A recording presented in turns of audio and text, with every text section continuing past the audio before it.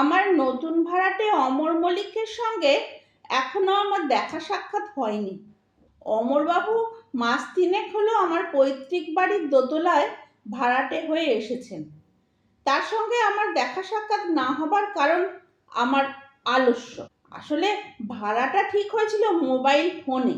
November শেষ হতে না হতেই এবার জমিয়ে শীত পড়েছিল। তখনই একদিন সন্ধ্যাবেলায় শাল জড়িয়ে বসে টিভিতে একটা ভৌতিক সিরিয়াল দেখছিলাম।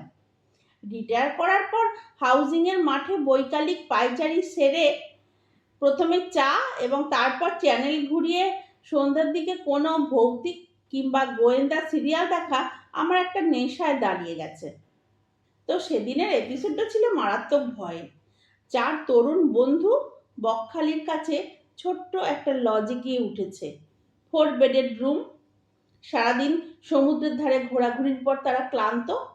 ডিনারের পর চোখ জুড়িয়ে আসছে সবার। বিছানায় পড়তে না পড়তেই গভীর ঘুম। মাঝরাতে একটা মিহি কান্নার শব্দে ঘুম ভেঙে 4 জনেই ধড়ফড় করে বিছানায় উঠে বসে ঘরের আবছা আলোয় দেখতে পেল সাদা আলখাল্লা পরা কে একজন মেঝেতে বসে। ঠিক এই সময় মোবাইলটা বেজে উঠল। অচেনা নাম্বার। নাম্বারটা অদ্ভুত। 6 ডিজিটের নাম্বার। 6 ডিজিটের নাম্বার আমাদের দেশে হয়? আমার ছেলে মেয়ে দুজনেই বিদেশে থাকে। বাবা মার খোঁজ খবর করার জন্য ওদের যখন তখন ফোন আসে, ফলে অচেনা হলেও ফোন ধরতে হয়। হ্যালো বলতেই ওপার থেকে একটা কাশির শব্দ ভেসে এলো। কাশির দমক থামতেই খনা গলায় ওপার থেকে একজন ভদ্রলোক বললেন, আমার নাম অমর মল্লিক। আমি পুকুর ধারের বাড়িটার সামনে টু লেট লেখা দেখেই ফোনটা করলাম। একটা কথা বলতে ভুলে গেছি। আমি থাকি কলকাতা শহরের একেবারে দক্ষিণতম প্রান্তে আমার ছোট্ট 2 কামরার ফ্ল্যাটে। মাঠ, জঙ্গল, বাঁশবন, জলা, পুকুর সব গিলতে গিলতে কলকাতা শহর আমাদের হাউজিংয়ের কাছে এসে একটু জিরোচ্ছে। আগে ছিল ধান জমি, এখন প্লটে প্লটে ভাগ করে নিয়ে প্রমোটাররা যে যার মতো ফ্ল্যাট তুলে বিক্রি করছে। আমাদের ফ্ল্যাট বাড়ির উত্তর দিকে প্রকাণ্ড একটা পুকুর। তার ঠিক ওপারেই 10 কাঠা জমির ওপর আমার পৈতৃক দোতলা বাড়ি। চারদিকে উঁচু পাঁচিল দিয়ে ঘেরা, সামনে সেকেলে কাস্ট আয়রনের ডিজাইন করা গেট। বাড়ি থেকে গেটটা পেরিয়ে বেরোলে কাঁচা রাস্তা, তারপরেই বাঁধানো পুকুর ঘাট। আমার জ্যাঠা জেঠি নিঃসন্তান, ওরা একতলাতেই থাকতেন। আমাদের পরিবারটি থাকতো দোতলায়। উত্তর দিকের ঘরে থাকতেন আমাদের কাকা। কলেজে পড়ার সময় বর্ষার এক রাতে ওই ঘরে গলায় দড়ি দিয়ে আত্মহত্যা করেছিলেন কাকা। আমরা ভাই বোনেরা তখন খুব ছোট। কাকার কথা খুব ভালো মনে নেই। পুলিশের গাড়িতে সাদা কাপড়ে ঢাকা কাকার বডিটা নিয়ে যাবার দৃশ্যটা শুধু আবছা মনে আছে। কাকার মৃত্যুর পর ওই ঘরটা ফাঁকাই পড়েছিল। ক্রমে জ্যাঠা জেঠি বাবা মা সকলেই সময়ের নিয়ম মেনে গত হলেন। ছেলেমেয়েরাও দেশান্তরী হলো। রিটায়ারমেন্টের পরে এত বড় বাড়ি মেনটেন করাও আমার একার পক্ষে অসম্ভব হয়ে দাঁড়ালো। ওপরতলাটা এক বিহারি পরিবারকে ভাড়া দিয়ে উঠে এলাম পুকুরের এপারে এই ফ্ল্যাটে। পুকুরের এপারে ফ্ল্যাট বাড়ি গজিয়ে ওঠার 2-4টে মানুষের মুখ তবু দেখতে পাই। ও বাড়ির জন্য একজন মালি রাখা আছে, রামু। ক্যানিং এর দিকে থাকে। সেই মাঝে মাঝে গিয়ে বাগানের ভেতরের আগাছা কাটে, ইলেকট্রিক বিলটা তুলে জমা দেয়। মেন রোড থেকে টুলেট লেখা বোর্ডটা কিছুদিন আগে ওকে দিয়েই আনা করিয়েছিলাম। ভদ্রলোকের কথা শুনে কি বলবো ভাবছি, ওপার থেকে অমরবাবু নিজেই বললেন, আপনার যদি আপত্তি না থাকে তাহলে আমি বাড়িটা আগামীকালই ভাড়া নিতে চাই। একটু ইতস্তত হয়ে বললাম, শুধু ওপরতলাটাই আমি ভাড়া দিই। সে ঠিক আছে, ওতেই আমার চলে যাবে। একা মানুষ, ঝুট ঝামেলা নেই। কাল থেকে যদি আসি আপনার আপত্তি নেই তো? অমরবাবুর কথা শুনে একরাশ প্রশ্ন মনে এলো।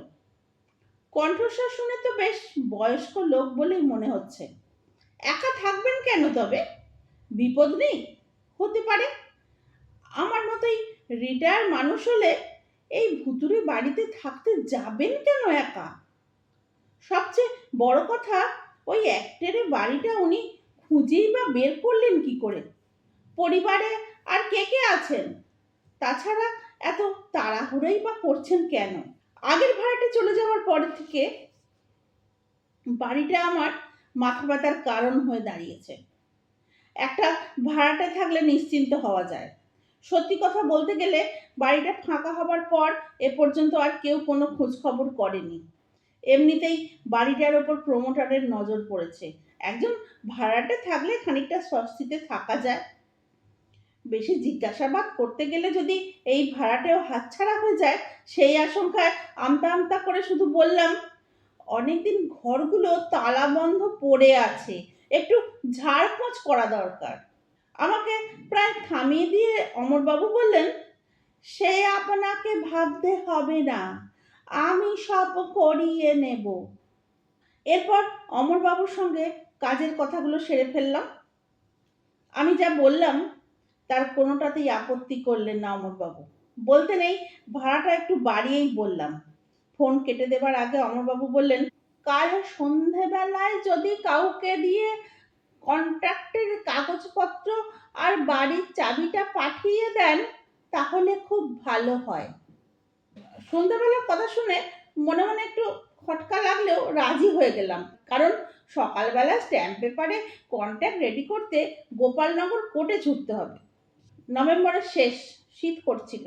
শালটা ভালো করে গায়ে জড়িয়ে নিলাম। পাশের ঘরে গিন্নি চ্যানেল পাল্টে পাল্টে তার প্রিয় সিরিয়াল দেখছেন। বসবার ঘর থেকেও সংলাপ শোনা যাচ্ছে। রামুর মোবাইলের নাম্বার আমার ফোনে সেভ করা আছে, ওকে ফোন করে বিকেলের দিকে আসতে বলে দিলাম। পরদিন বিকেলে ক্যানিং থেকে রামু এসে হাজির। ও বাড়ির অবস্থা যে সুবিধের নয় সেটা ওর মুখেই জানা গেল। বাইরে অনেক জায়গায় পলেস্তারা খসে পড়েছে। ভিতরের বারান্দা যেখান থেকে দোতলা সিঁড়ি উঠে গেছে সেখানে ছাদ থেকে একটা চাবড়া খসে পড়েছে। ভেবেছিলাম নিজেই রামুকে নিয়ে যাব, তাহলে সব দেখে শুনে আসা যাবে। কেন কে জানে সন্ধ্যের মুখে আর যেতে ইচ্ছে করলো না। রামুর হাত দিয়ে কন্ট্রাক্টের কাগজ আর চাবি পাঠিয়ে দিলাম। আধ ঘন্টা পর রামু প্রায় ছুটতে ছুটতে ফিরে এলো। অ্যাডভান্সের টাকার খাম আর সাইন করা কন্ট্রাক্ট পেপার আমার দিকে বাড়িয়ে চোখ গোল গোল করে বলল, কি পাগলাটে ভাড়াটে ঢোকাচ্ছেন বাবু? কেন রে, কি হলো আবার? টাকা পয়সা তো ঠিকঠাকই দিয়েছেন দেখছি। খাম খুলে টাকা গুনতে গুনতে বললাম। বসবার ঘরের মেঝেতে টুলেট লেখা বোর্ডটা নামিয়ে রাখতে রাখতে রামু বলল, গেটে তালা দেয়া, গিয়ে তো কাউকে দেখতে পেলুম না। তার উপর আবার সন্ধে হয়ে আসছে, ভাবলুম আপনাকেই জানাই। হঠাৎ কোত্থেকে উদয় হলে। একবার যেন মনে হলো পুকুর ঘাটেই বসেছিলেন এতক্ষণ, সারা গা মুড়ে চাদরে ঢাকা। আমি চাবি এগিয়ে দিতে নিজেই গেটটা খুললেন। কাগজটা বাড়িয়ে দিতে পকেট থেকে একটা কলম বার করে খসখস করে সাইন মেরে দিলেন। আমি আর দাঁড়াইনি বাবু, ছুটতে ছুটতে চলে এলুম। রামু চলে গেল। একবার দেখা না করে এরকম ভাড়াটে বসিয়ে দেওয়ার জন্য মনটা একটু খচখচ করছিল। তার উপর রামু যা বলে গেল তাতে মনে একটা অজানা আশঙ্কা হচ্ছিল। কিন্তু মাস তিনেকের মধ্যেই আমার মন থেকে আশঙ্কার মেঘ কেটে গেল। অমরবাবু লোক খারাপ না। মাসের 1 তারিখেই রামুকে পাঠিয়ে দিলে মুখ বন্ধ খামে ভাড়ার টাকা পেয়ে যায়। খামগুলো জমিয়ে রেখেছি আলমারিতে। নাতি নাতনিরা বিদেশ থেকে এলে ওদের ভালো ভালো উপহার কিনে দেয়া যাবে। ফেব্রুয়ারি পেরিয়ে মার্চ পড়ে গেছে কদিন হলো। বিকেলে হাউজিংয়ের মাঠে হাঁটতে শুরু করেছি। দক্ষিণ দিকে একটা চমৎকার হাওয়া দিচ্ছে। একেই বোধহয় বলে বসন্তের হাওয়া। বিকেল ফুরিয়ে আসছিল। পূবের আকাশে একটা বড় চাঁদ উঠেছে। উত্তরে পুকুর ধারে আসতেই নিজের পৈতৃক বাড়িটা একবার ঘুরে দেখে আসবার স্বাদ হলো। আমার ছোটবেলার কত স্মৃতি পড়ে আছে ওই বাড়িতে, তাছাড়া এই ফাঁকে অমরবাবুর সঙ্গেও আলাপ হয়ে যাবে। পুকুর পাড় ঘুরে বাড়ির গেটের সামনে এসে দাঁড়ালাম। কতদিন পর এ বাড়িতে আসা হলো ঠিক মনে করতে পারছিলাম না। গেটের ফাঁক গলে সদরের সামনে এসে দাঁড়াতেই মনটা হু হু করে উঠল। কি অবস্থা হয়েছে বাড়িটার! চারদিকে দেয়ালের পলেস্তারা খসে পড়েছে, পাঁচিল ধারে আনারসের ঝোপে ঝিঁঝি পোকা ডাকতে শুরু করেছে এরই মধ্যে। অকারণেই গা ছমছম করছিল, কে জানে। গলা খাঁকারি দিয়ে ডাকলাম, অমরবাবু! অমরবাবু আছেন? কোনো সাড়া শব্দ নেই। মিনিট খানেক দাঁড়িয়ে ফিরে যাবার কথা ভাবছিলাম, হঠাৎ নিঃশব্দে সদর খুলে গেল। পরনে ধুতি, সারা গা মাথা সাদা চাদরে ঢাকা এক মূর্তি সামনে দাঁড়িয়ে। আধো অন্ধকারে জল জল দুটি চোখ দেখতে পেলাম। ইনি তাহলে আমার নতুন ভাড়াটে অমরবাবু? ফিসফিস করে অমরবাবু বললেন, আসুন আসুন, জানতাম আপনি আসবেন, ওপরে চলুন। চারদিকে জ্যোৎস্নায় ধূসর হয়ে আছে, আমাকে যেন নিশিতে পেয়েছে। আশ্চর্য, কোথাও কোনো আলো জ্বালানো হয়নি। আবঝা সাদা এক ছায়া মূর্তির পিছন পিছন ওপরে উঠছি। দোতলার ঘরগুলো সব বন্ধ।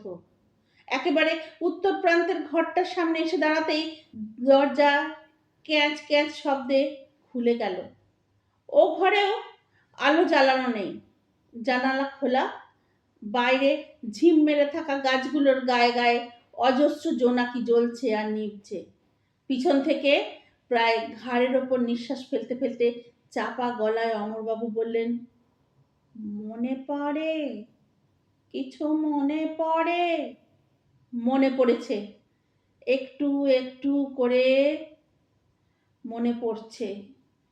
সেই ঘর, এই ঘরেই গলায় দড়ি দিয়ে আত্মহত্যা করেছিলেন আমার কাকা। ঘাড় ঘুরিয়ে পিছনে তাকালাম, না, কাউকে দেখতে পেলাম না। বারান্দায় সাদা চাদরে সর্বাঙ্গ ঢেকে কেউ দাঁড়িয়ে আছে, নাকি সবই জ্যোৎস্নার খেলা? প্রাণপণে ডাকলাম, অমরবাবু! অমরবাবু কোথায় গেলেন?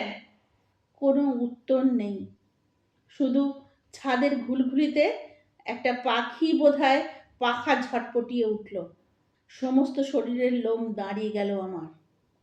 বারান্দা পেরিয়ে প্রায় ছুটে সিঁড়ি দিয়ে নামছি, পিছনে কে যেন একটা শ্বাস ফেলে বলল, ভয় পেলি বুবুন?